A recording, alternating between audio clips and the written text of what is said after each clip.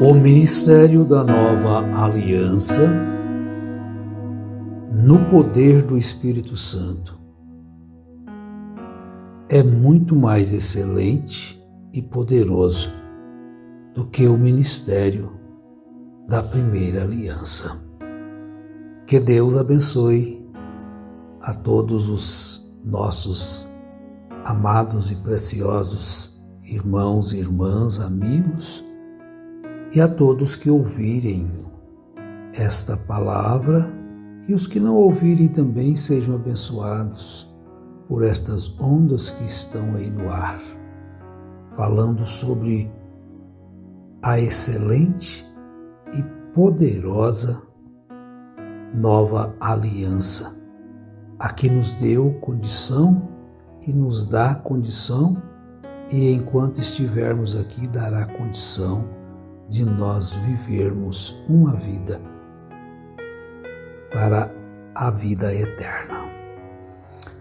Na carta aos Coríntios, segunda carta, capítulo 4, Paulo diz: pelo que, tendo este ministério, segundo a misericórdia que nos foi feita, não desfalecemos.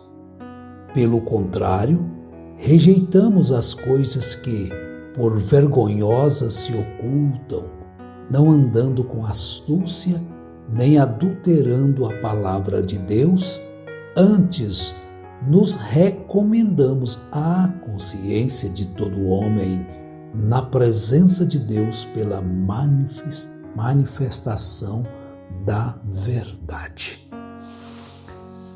Uma convicção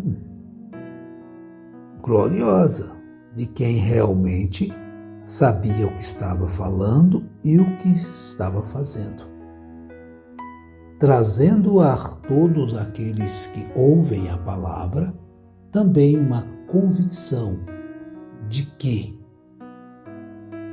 eles vivem hoje não mais simplesmente para agradar a carne, mas para agradar aquele que, por amor, por graça e misericórdia, se entregou para que todos pudessem alcançar aquilo que Adão perdeu ali no Éden através da sua transgressão.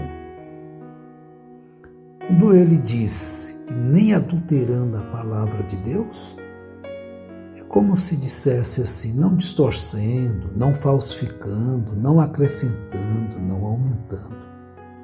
Paulo diz que jamais diluiria a palavra de Deus ou distorceria a fim de agradar aos ouvintes, ou traria algo um pouco duvidoso para que aqueles irmãos que estivessem ali ao seu redor não o deixasse. A exemplo de Cristo, que também traria a sua mensagem como trouxe, de acordo com a vontade do Pai, e quando ele disse: a minha palavra não entra em vós, ele não a mudou para ver se poderia alguém acreditar nele, daqueles que não haviam acreditado. De forma alguma.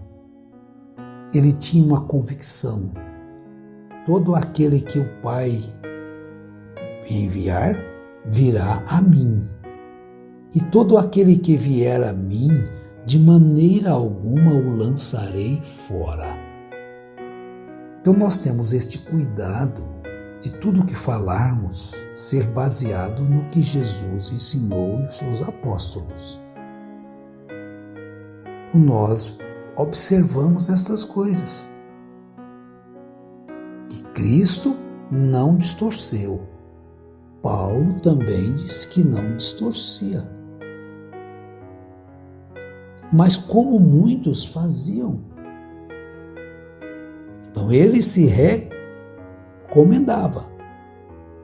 Embora, aí no verso 13 ele estava dizendo: mas se o nosso evangelho ainda está encoberto, Porque nem todos vão receber uma fé. A fé não é de todos. Vão ouvir e jamais vão tomar uma decisão por aquilo que a Bíblia traz. Mas se o nosso evangelho ainda está encoberto, é para os que se perdem que está encoberto. Compreendamos isso. O evangelho deve ser pregado em todo o mundo a toda criatura. E todo aquele que ouvir e aceitar e deixar que Cristo entre em sua vida na forma do Espírito Santo, ele vai proceder como Cristo procedeu, como Paulo procedeu, como os apóstolos procederam e como os irmãos procederam em amor de uns para com os outros e, sobretudo, o amor para com Deus. Estão vendo?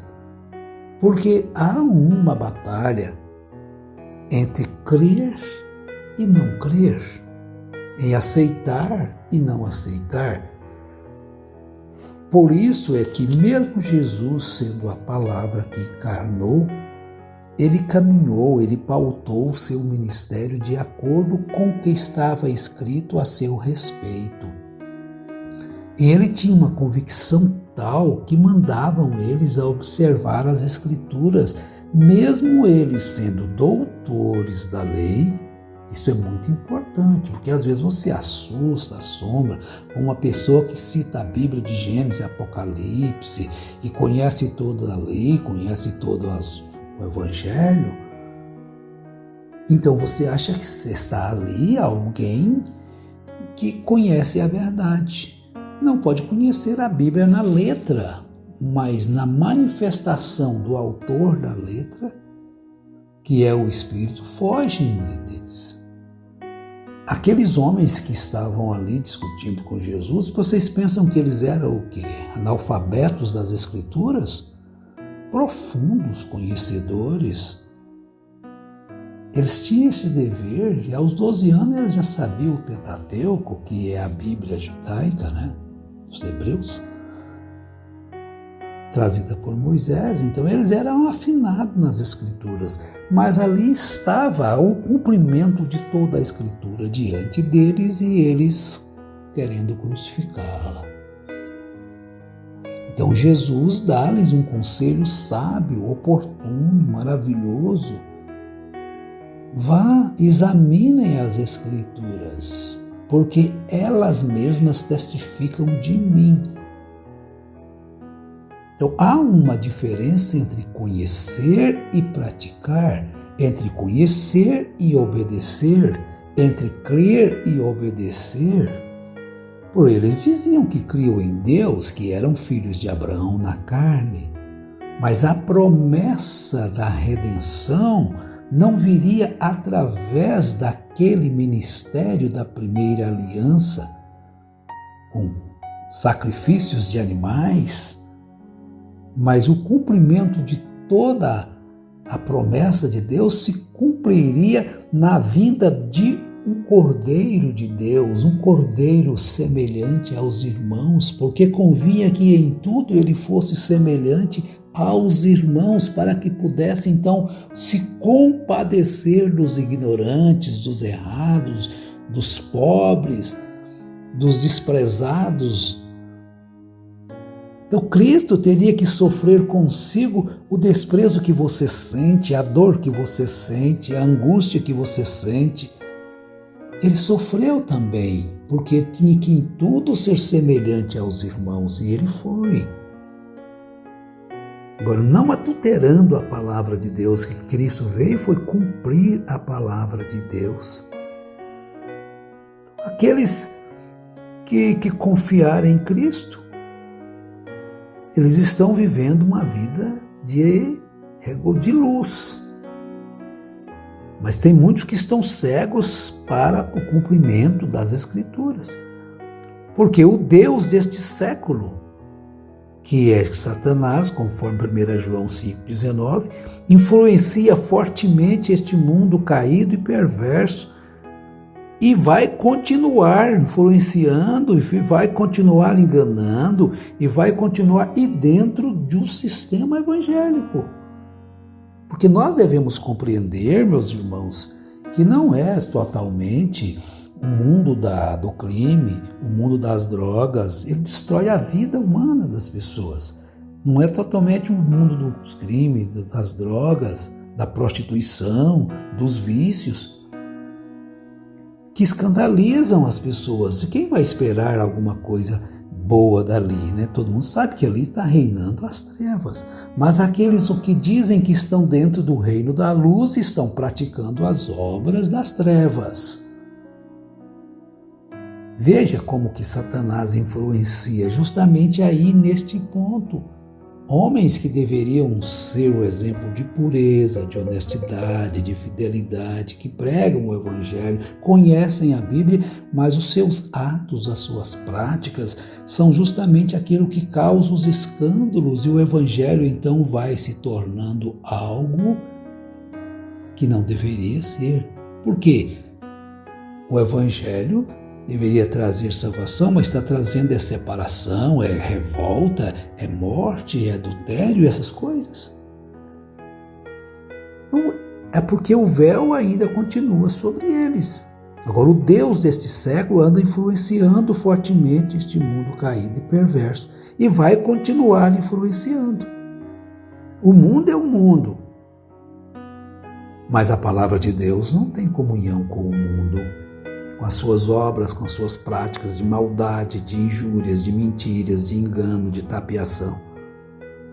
Agora, o Deus deste século cegou o entendimento dos incrédulos, para que não lhes resplandeça a luz do Evangelho da glória de Cristo, o qual é a imagem de Deus. Vejam bem como nós devemos estar ligados à Escritura e a Escritura ligada a nós. Dentro de nós, esta palavra tem que estar viva, edificando-nos, alegrando-nos. Então a nossa alegria, ela provém de onde? Das nossas conquistas materiais, dos nossos dons, do quanto de dinheiro temos, de quantos bens naturais temos. Não, a alegria cristã, ela provém da salvação da alma, esta alegria que é inefável.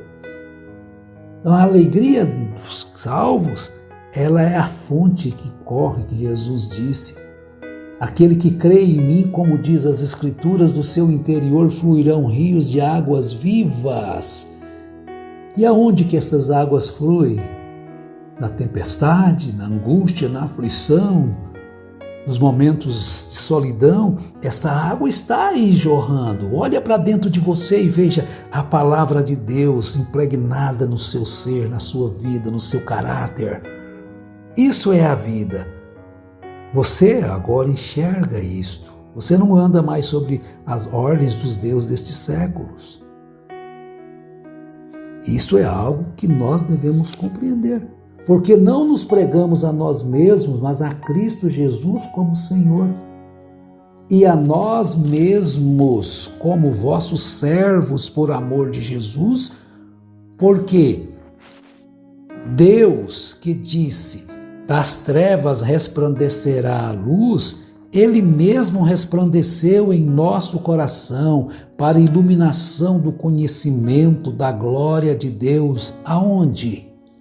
Na face de Cristo, a glória de Deus, manifestado na face de Cristo. Uma das razões pelas quais não pregamos a nós mesmos é que somente Deus é capaz de conferir a vida espiritual. Então você ouve a palavra de Deus conforme disse Paulo. A fé vem pelo ouvir, e ouvir a palavra de Deus, você dá crédito. Então você não está ouvindo palavras minhas, mas eu estou vos citando palavras de Deus. Isto é algo que nós devemos observar. Porque Deus, uma das razões pelas quais não pregamos a nós mesmos é que somente Deus é capaz de conferir a vida espiritual. É Ele que é a fonte da vida. É Ele que é a cura. É Ele que é a libertação. É Ele que é o regozijo na tribulação.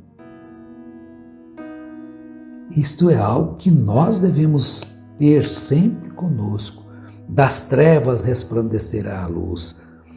A soberana iniciativa divina é necessária para capacitar-nos a abraçar a mensagem do Evangelho, tal como a palavra criativa original de Deus fez a luz onde não havia luz. Haja luz e houve luz. Então Deus está falando ao seu coração, te trazendo das trevas para a luz. Sai dela, povo meu, para que não incorra nas suas pragas. Sai dela, povo meu. Assim também agora a palavra criativa de Deus dá vida e compreensão espiritual do Evangelho, onde anteriormente não havia nada disso. Havia uma crença, sim, mas uma crença distorcida, na palavra distorcida com interpretação e acréscimo. Então, como Paulo diz, não adulterando a palavra de Deus. Então, a palavra adulterada, trazendo algo anti-escriturístico para nós, e nós nos amarrávamos naquilo. Mas das trevas resplandeceu a luz. Assim também agora esta palavra criativa está te iluminando. Então, onde não havia nada disso, então você agora tem essa luz da glória de Deus em sua vida. Moço, moça, pai, mãe, filhos, que Deus abençoe os nossos corações, o nosso dia, enquanto vivermos. Amém.